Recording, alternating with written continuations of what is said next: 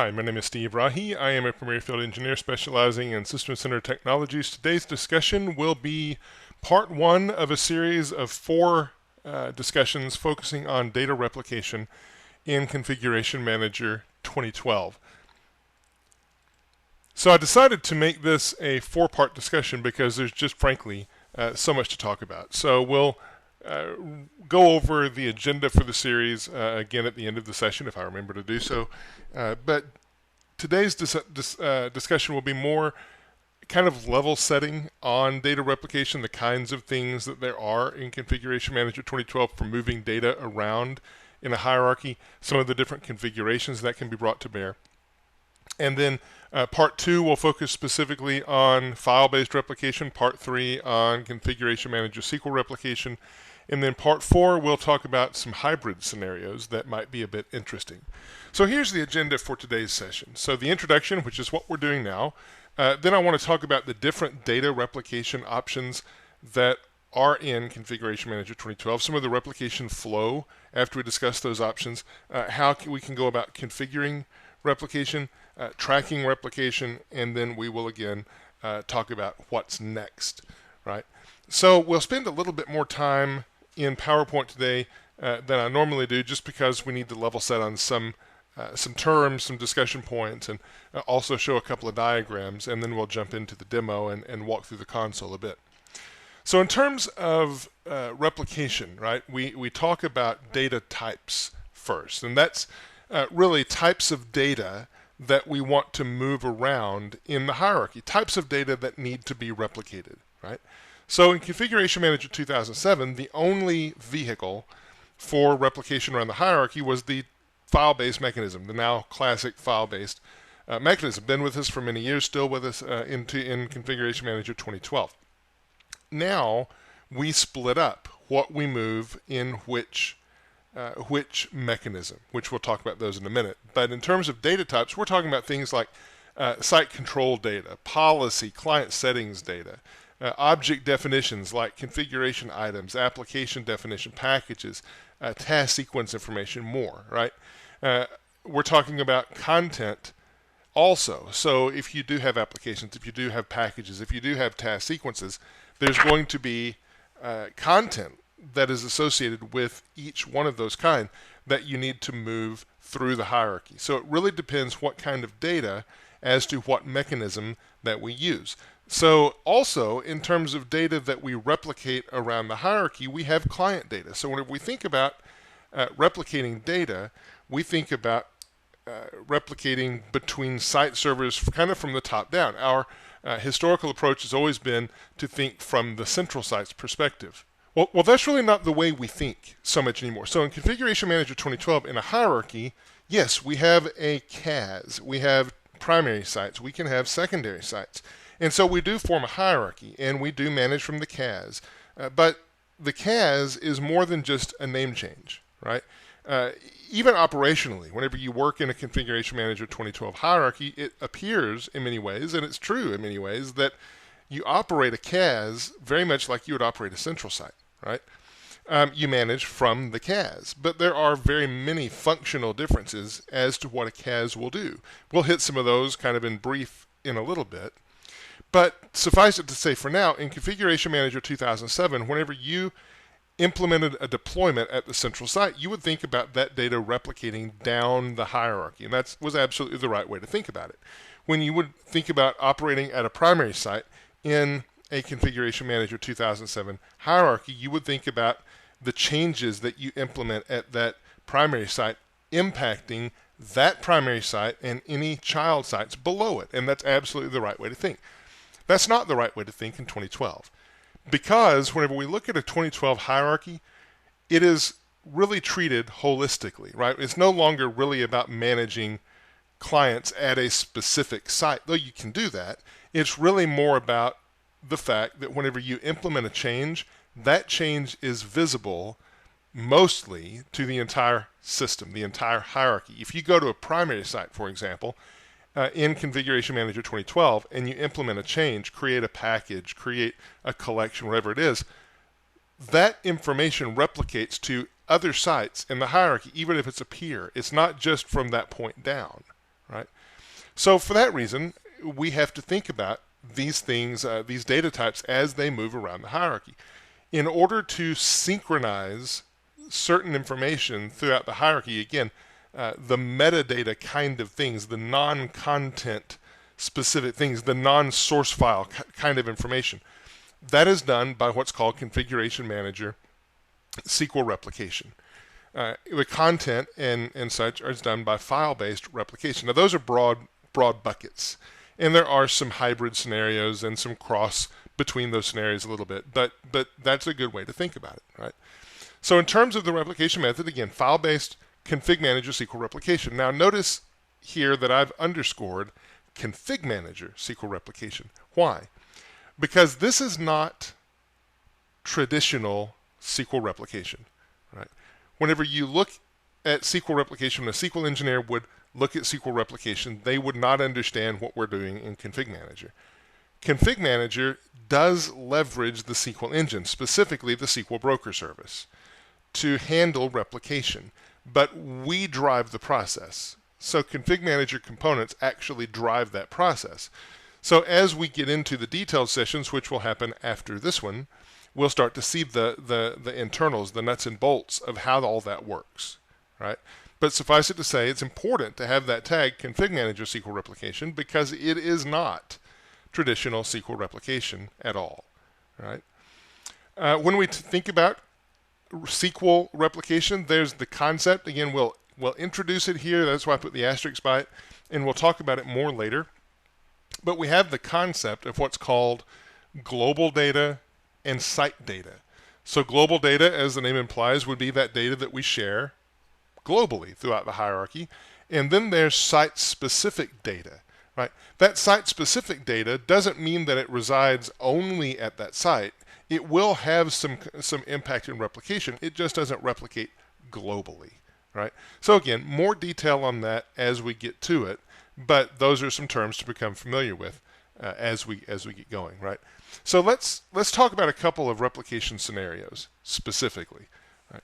So in terms of orders of complexity, if you have a standalone primary, which many organizations can get by with and have no problem at all, be well within the scale limits and be able to function totally that way, then you don't have any issues with data replication. There's no need, right? Because you have no other sites in the hierarchy. Now, this is also a good opportunity for me to point out one other thing. So when we talk about data replication here, right, we can add a bunch of things to that. What we're specifically talking about in these scenarios are those items that actually need to replicate between sites, right? So within a site, certainly there's replication of data that happens. So content going to distribution points, information flowing to clients through a management point, clients talking through the management point, and so on. We're not so interested right now in this discussion in the intra-site movement of data. What we're interested in is the movement of data between sites in a hierarchy scenario. So anyway, that tangent back to what I was talking about, replication scenarios. So for a standalone primary, there is no replication. You have a standalone primary. For the vast majority of customers, that scenario is just fine. A single primary site supports up to 100,000 clients. It really does. The scale is really there. And you're going to save yourself a lot of complexity if you go with a standalone primary in that scenario. Then you have a standalone primary plus potentially secondary sites. So in that structure, you are starting to have a hierarchy. Clients don't really assign at all to secondaries. They're only there for boundary location, so clients can have access to local resources and so on. Frankly, things that you can do with a standalone primary too without a secondary. But nevertheless, if you have a secondary, you will have to deal with replication. And it is partially SQL replication. You'll see it on a diagram in a minute. I'll say it again now. Secondary sites in Configuration Manager 2012 need SQL. It's SQL Express. You can also use full SQL, but it's required that secondaries have SQL. Why? Because we need to have ConfigMgr SQL replication. So that's something to factor in to a decision whether you want to implement a secondary site or not. If you don't strictly need it, then it's just complexity that you don't have to deal with. And most organizations don't need secondaries, right? You can do what you used to do with secondaries in ConfigMgr 2007 with infrastructure that's available at a primary site today, right? So anyway, I throw that in there. That's your first place where you start to see replication take shape. Certainly in a hierarchy where you have a CAS and one or more child primary sites, you're going to need to deal with replication. So the reason I kind of split that out is because if you don't need the complexity of replication, why bother with it? Right? It works well. That's not to say that it doesn't work very effectively. It does. But it's an extra layer of complexity that you might have to deal with and will have to deal with that would be nice not to have to deal with in certain scenarios. You'll see that in a minute. Okay, and then in terms of the types of sites, we know that there's a CAS, we know that there's a primary site, we know there's a secondary site, but specifically to illustrate the point of replication data movement, I want to talk about a couple of scenarios, specifically the CAS, right? So I mentioned that the CAS is not like a central site in anything more than just normal appearance, right? A CAS is functionally different than a central site. So let me give you one example that really illustrates that point, hopefully well. So think about a collection, right? If you go onto a CAS, you can work with collections, you can refresh collections, you can build new collections, you can add membership to collections and do all of these things that you're accustomed to doing at any site, right? So functionally, you can do that in the console. Under the covers, though, that work of adding the collection, of changing membership of the collection, of updating the collection, and such, that is not done by the CAS. In fact, if you go look at a CAS and look for the collection evaluator component, it doesn't exist. It's not there, right? And the question comes in as to, hopefully, that helps you start to pull the covers back to realize the CAS really is different. So the question comes up, why isn't the collection evaluator at the CAS? Why are some of the other components like offer manager and policy provider and some of those, there's several others, why do they not exist at the CAS? The answer is because the CAS has no ability to manage clients directly. Clients cannot assign to the CAS. The CAS is not intended to do anything that's client focused. The primary sites do that. So the client-focused components are going to reside on the primary sites, not on the CAS. So while you can go into the console on the CAS and deal with collections and so on, the work that you're putting into the system is actually offloaded to the primary. So if you go and just simply do a collection update at the CAS, what really happens under the covers is that request for a collection update is put into the database. It's replicated down to your child primary or primaries using ConfigMgr SQL replication. That incurs up to a minute delay. The child primaries get that request. They actually trigger collection evaluator to update the collection. And then that data, the resulting set of data, is replicated back to the CAS, which incurs another up to a minute delay. So what you will see it at the CAS. It will absolutely show up. It will show you the results that you would expect. But the pathway to get those results is different, right? And so again, we'll dig into that more. We'll see that more as we go along. But hopefully that illustrates that this really is a different process that we're dealing with. Okay, so what about the primary sites? So at the primary sites, we have the components that you'd expect us to have. But again, in some cases, the processing loop is different. So let me give you an example. So take a client, right? A new client that comes into the system. So when you add a client, you just even install a client, right? That record, that client record, is going to be sent to that primary site that owns the client, where the client assigns. That primary site is going to look in the database and realize that client doesn't exist in the database. At that point, the discovery record that the client sent up cannot be processed by the primary.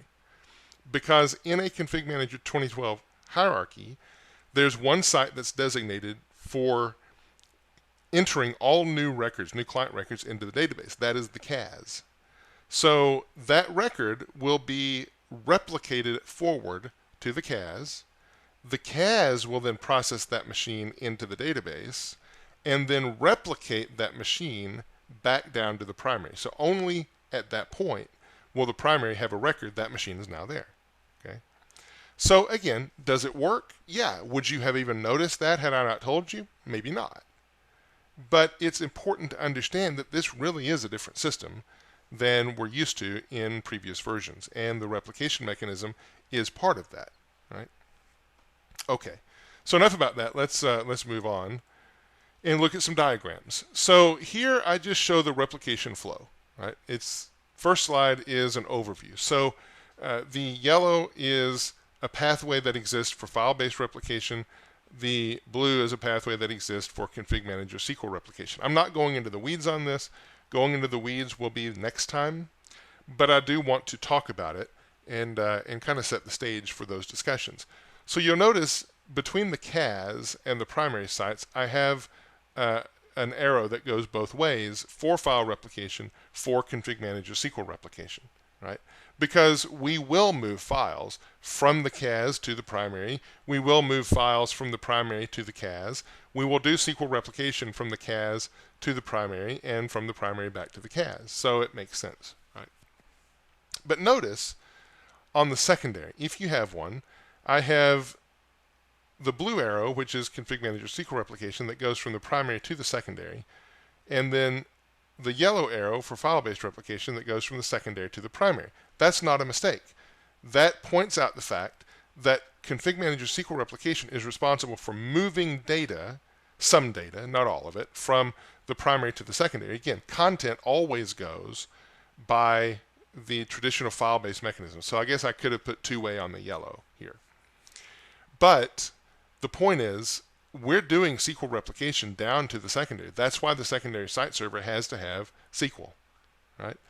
And then the file-based transfer is happening from the secondary back to the primary. So as clients send in data, client data is replicated data once it gets to a site server. Client data like discovery records, hardware inventory, software inventory, status, those kinds of things, those are replicated to the primary site via our traditional file-based mechanism. Right? Again, we'll dig into this more later. Just want to set the stage. So in terms of the file-based flow, okay, I've taken the blue arrows out and just kind of put up a few little boundaries here. So thinking about this top-down, because if you go bottom-up, the labels don't totally make sense at all. But thinking CAS down. So if I want to send files, content, from the CAS down to the primary, the way that I'm going to do that is by invoking a number of different threads on the CAS and then a few different threads on the primary. This dotted line represents kind of the edge threads. The edge thread on the CAS is the sender. Sender will be the component that is responsible for sending out the content, the file-based content, to the primary site. So sender will send it over into the primary site. It will arrive in an inbox called despooler. A thread named despooler will evaluate the content, see what kind of content it is, and proceed to process it from there. Right? Well, primaries also send to the CAS, and it works the exact same way. The sender at the primary is responsible for sending to the despooler on the CAS. It just labels it there. To talk about primary to CAS would have to reverse those, right? Well, same thing. On the primary, you're going to send to the secondary again, but you're not doing it by file-based unless it's content. If it's content, it'll work the same way. The primary uses sender, delivers it to despooler, despooler handles it. But the real skinny with a secondary is in terms of client files, right? So client files, client data moves upstream to the primary. It does it using the same mechanism. It is sender to the primary, despooler on the primary unwraps the data. Right? So in terms of file-based replication, a couple of things to understand. All of the traffic that goes through the sender despooler mechanism, that transfer, is SMB-based traffic. Right? You can have throttling of this traffic, site-to-site throttling of this traffic without any problem at all. Right?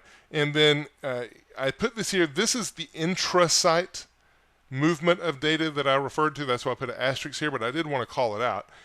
In ConfigMgr 2012, we have site to DP throttling as well. So that's one of the big reasons that we don't need secondary sites in the vast majority of circumstances anymore.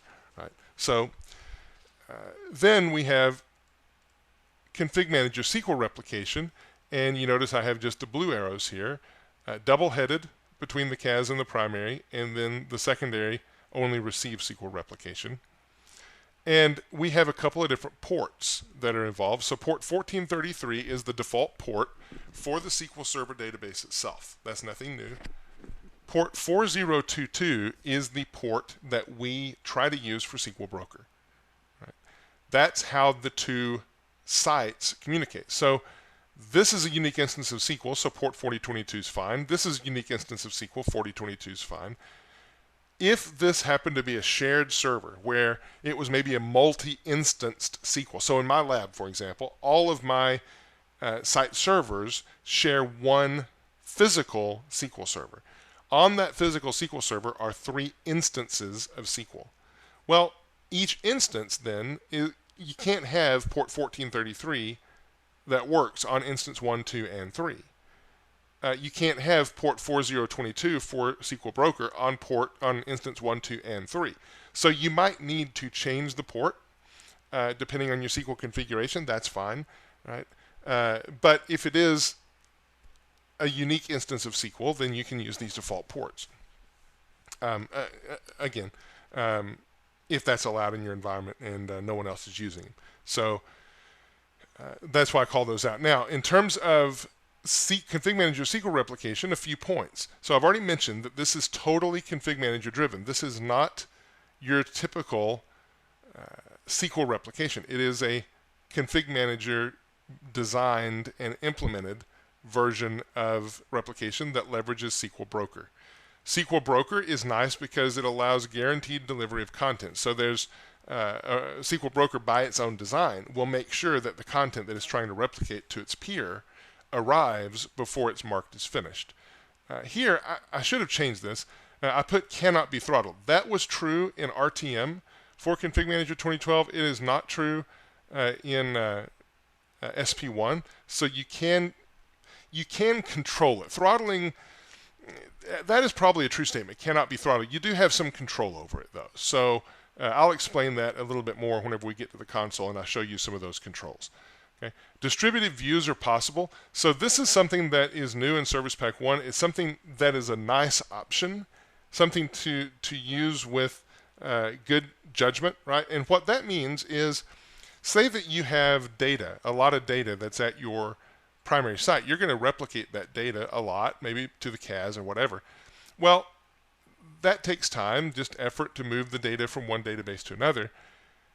What if you need that data in certain things like reports and whatever else, but you don't really want to store it in your database, right? Well, what you can do is actually set up views, distributed views, that whenever you access those views, it's actually pulling information from this database. So the replication really doesn't happen, but the views afford being able to pull the data from the child database or the remote database, right? So it's an interesting option to have available to, again, preserve and control some of the replication traffic if you need to. For me personally, I like to have the data moved around so I have it all in the same database. In case a link goes down somewhere, I still can access the data and so on. But again, it's an option. Then the last thing, replication of your data will take place within either a 1 or 5 minute threshold.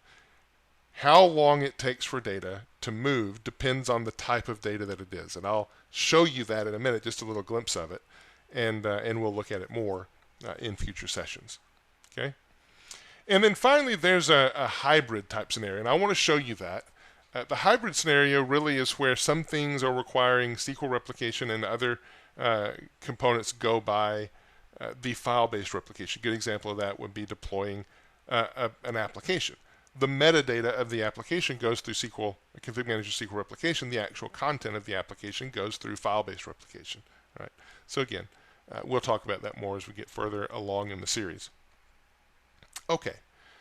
So now I want to talk about and get into the demo and spend the rest of the time really in the demo. So in terms of configuring replication, that's really going to be more something to show. And this first part is going to be review. So let me pull in my site server here. And launch the console. Thought it was already open. Oops. So if I launch my ConfigMgr console and look at our file-based replication, there's really a couple of things I want to show. Right. The first is the ability to configure the addresses, right, and the throttling, if you will, of our addresses, so that sending, whenever you send, you have an opportunity to control how that goes. Right? So if we go under hierarchy configuration and go under file replication, this is formerly was labeled addresses, whatever. Here we have just a couple of sites, the two sites in my hierarchy. And if I go to properties, I'm going to see that on this address I have a schedule. So I can determine when the schedule is open, when I'm allowed to send from my CAS to my primary. I also have rate limits. So in this case, I've set my rate limit to 50%. Right? So what that's going to do, whenever I set this rate limit, it's going to make sure that my deployment, my sending, doesn't use any more than 50% of whatever bandwidth is available on the pipe right now. Okay? Now, there's implications of that, and I'll show you in a minute another place where configurations can be entered. The implication of that really is this. So by default, whenever you send content between sites, say that you have three packages that you're trying to deploy, right? And so you just pull the trigger and say, go deploy these 3 packages. Maybe each one of them is a gig in size. Well, moving a gig will take a while. So by the time you trigger package 1, it'll start its processing. You'll trigger package 2. It'll start its processing. Trigger package 3. It'll start its processing. And eventually, all 3 of them are going to be trying to send simultaneously. By default, ConfigMgr allows up to 3 items to be sent from one site to another simultaneously. Right? When you turn on throttling, it doesn't matter what's set in the amount of simultaneous sending, which I'll show you in a minute. Everything lines up and goes one at a time. Why? Because in order to effectively throttle, we have to be predictable and know what's going on across the pipe and be able to measure it very well. So when you turn on throttling, the sender log will actually tell you that throttling is enabled. Let me show you what it looks like. I had this on to get ready for this session. So let me go to logs. So if I go to sender log, we'll dance through the logs again in a future session a bit. If I go to sender log and search up, or I'll just search for the word yield, I'm going to find yielding 1 second due to bandwidth control. Right? When you see this in the log, you know that you have rate limiting going on. You know that you've caused sender to snap into single-threaded mode. And so things will take longer to move. It's not just the throttling, it's the fact that you're throttling things across that link and you're causing them to go then one at a time. Instead of going parallel, you're causing them to go serially. Right? So you can tell that in the log. Okay. Now, so assuming you don't throttle, and let's go ahead and take the throttling off. I'll remove that because I don't care to leave it on. Plus, I can show you how to do it here if you've never done it. Oops. Good enough. Okay, so throttling is now off. Other settings that you can implement here. So if you don't have throttling on and you want to have an input into how many packages, how much content is sent simultaneously between sites, you can go into software distribution. So here, max number of packages for concurrent distribution is 3. You can bump that up if you want to.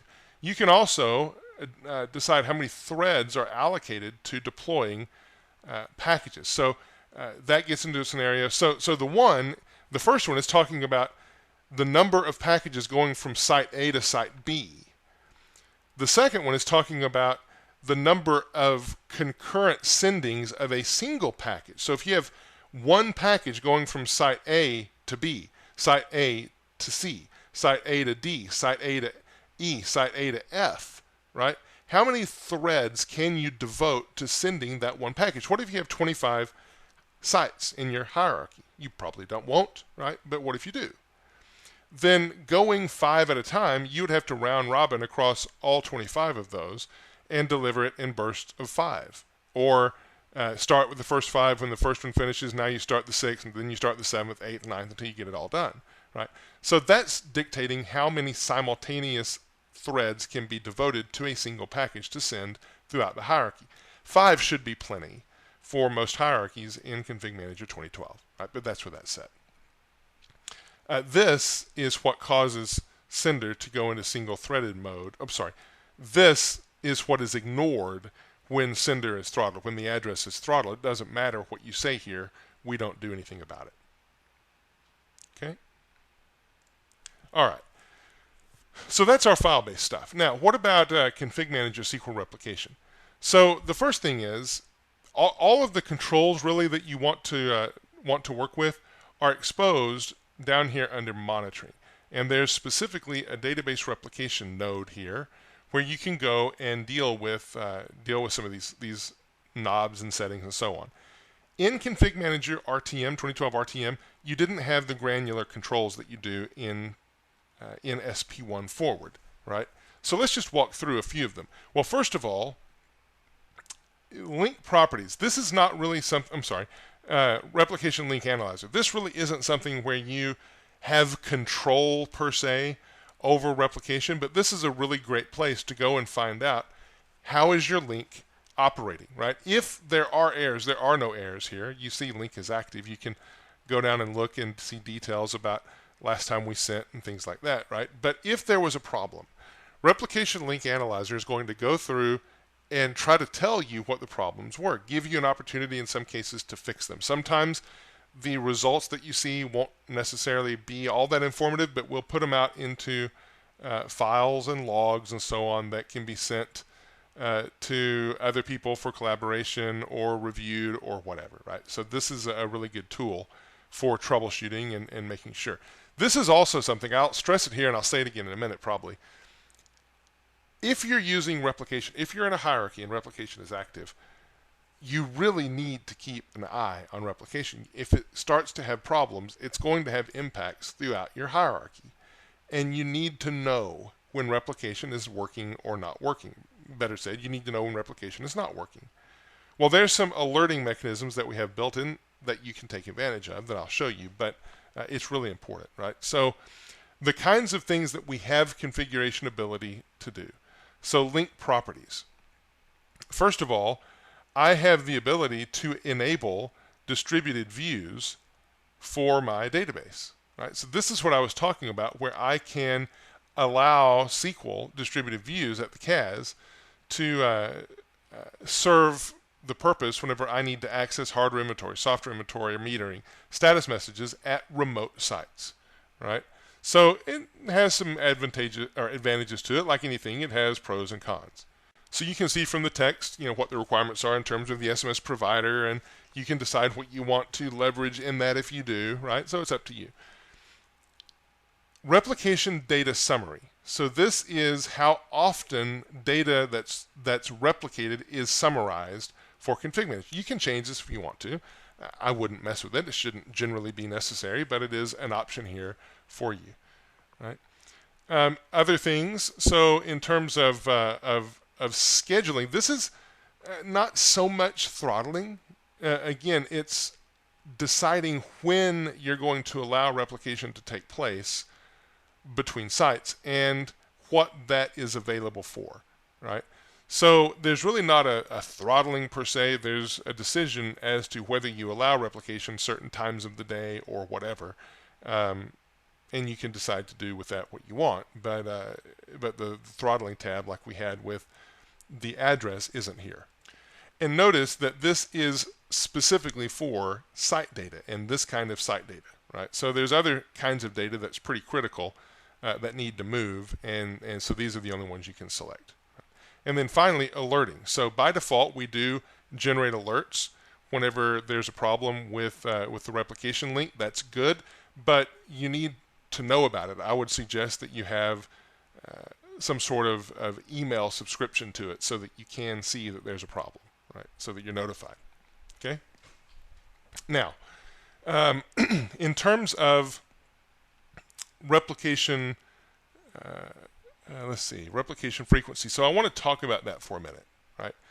So I mentioned before that we replicate our data either every minute or every 5 minutes. Okay, that's actually, you can see what we do and what data types are replicated when with a simple execution of a stored procedure. A stored procedure that I will show you quickly now, and we'll look more at when we get into the detail about ConfigMgr SQL replication. This is one of those things that's educational.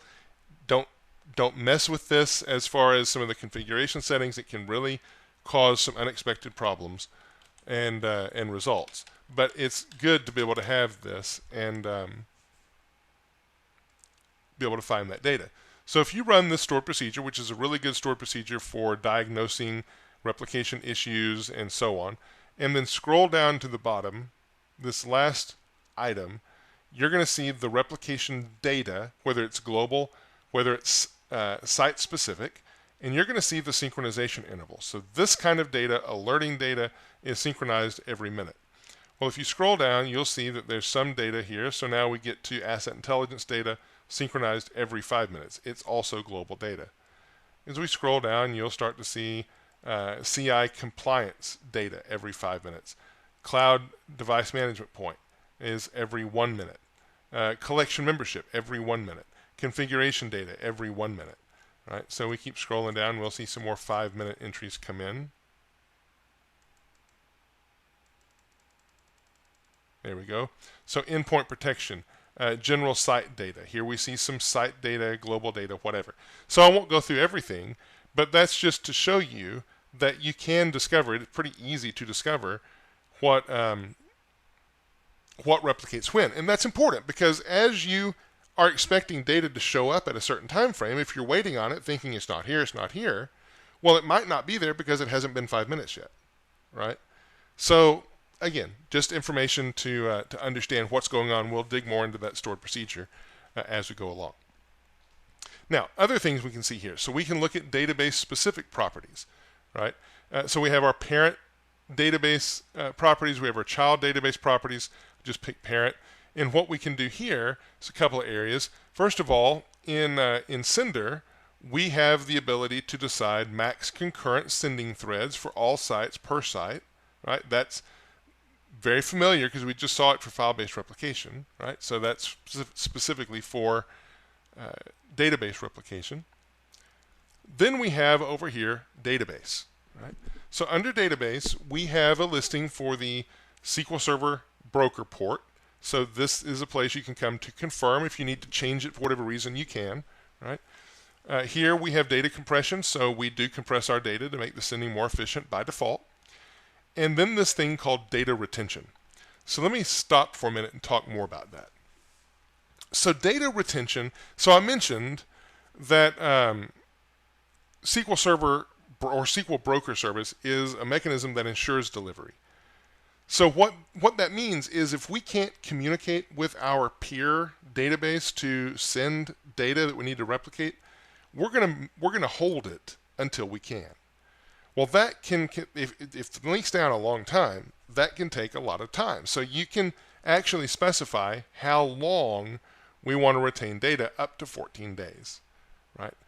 You don't probably need to change this number. It's there for some corner scenarios that you might need to change it, but I would recommend leaving this number alone. If you are aware of what's going on with ConfigMgr SQL replication, you're going to be aware of the problem well ahead of this 5-day limit. Plus, even if you hit this 5-day limit, maybe it's not a config manager issue at all. Maybe it's not a SQL Server issue. Maybe there's a network problem going on between locations or whatever, right? Even if you hit a problem, there are ways to cause resynchronization of the data to happen. So whatever is current at the site is sent down, and then the data that's been queuing for a while kind of is dealt with that way, and you can get things talking again. So that's where it is, and we expose it. And again, we didn't have this all of this kind of granularity in RTM, but we do in Service Pack 1. So it does give you some control when you need it, but adjust these things with caution. And for sure, those things in the stored procedure, as far as timings and such, don't adjust those. It's not a good idea. Right? If you feel like you need to adjust them, then really evaluate that with someone who can help you with it, because it's not generally at all a good idea, and totally unsupported really to adjust them. Okay. All right. Then, so the last thing, that's really it for the demo, what I wanted to walk through in the live environment today. So in terms of monitoring replication, let me just show you one other thing in the monitoring node. So we've already looked under database replication. You can definitely monitor it here. You're going to get alerts that will tell you there's a problem if there is a problem, right? You can look at your active alerts. You can subscribe to alerts. I don't have any ones, but you can actually subscribe to alerts and get notified down here under subscriptions if you wanted to, right? Create a new subscription, whatever.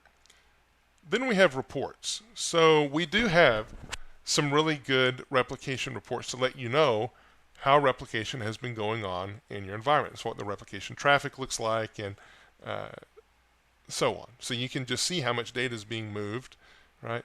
And so on. So as you're getting accustomed to ConfigMgr SQL replication, just keep those things in mind. And we give you a lot of information. Okay. So that really kind of wraps it up, right? That's the level setting. In future sessions, we're going to start to pull the covers back and do some deep diving on file-based replication, show how that works, right? Then we're going to pull the covers back and really dive in and look at how ConfigMgr SQL replication works. We might even add a session, depending on how far we can get in one presentation on ConfigMgr SQL replication. It's a big topic, right? And then at the end, we're going to come back and do a hybrid type of discussion, showing kind of how both of these play together. So until then, take a look, get familiar with the kinds of replication that takes place, and we'll dive deeply next time.